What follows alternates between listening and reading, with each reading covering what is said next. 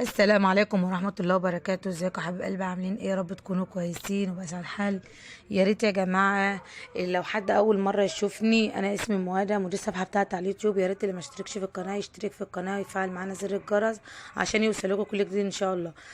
أنا هحكي لكم النهاردة موقف حصل لي يا جماعة. أنا وجوزي وعيالي خدنا علقة موت من الشمس. كنا ماشيين رايحين مستشفى الجامعة، كان ابني لها عملية رايحين نعملها. بعد ما عملنا له التحاليل والفحوصات والحاجة على سلم ما هيبقى يقولوا لنا الميعاد بتاعه اللي هو تاني يوم، يوم الحد.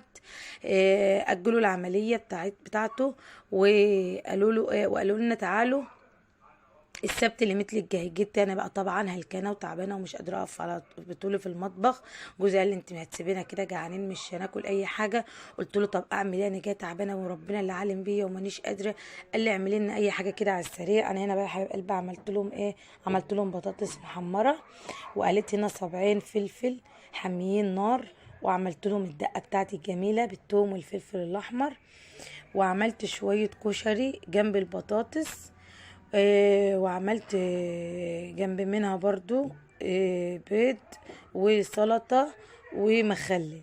قال لي ايه ده وانت هتاكلنا؟ قلت له نعم الحمد لله. قول الحمد لله ان اللي موجود في بيتنا خير ربنا، واحمد ربنا ان احنا هناكل اكله زي دي. الاكله زي دي يا جماعه اقسم بالله انتوا عارفين كويس ان هي بتفتح النفس واكله جميله وان اكتريه الناس بيحبوها. الكشري مع الفلفل والبتنجان مع يعني ساعات كنت بعمل طماطم بدقه، بس النهارده بقى على السريع ما كنتش قادره خالص اقف في المطبخ والله. عامله الحاجه ديت غصب عني. جايه واخدين حمام شمس موت، يعني واخدين ضربة شمس وحمام شمس موت، فما كنتش قادرة ان انا اعمل حاجة في المطبخ.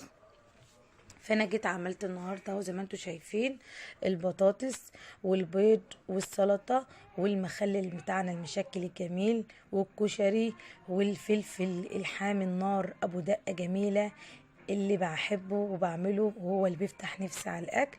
شايفين يا حبايب قلبي الاكل على الصينيه يفتح النفس ازاي، يخلي اللي مش قادر ياكل ياكل. انا بقى احنا كنا وشربنا الشاي ونمنا بقى.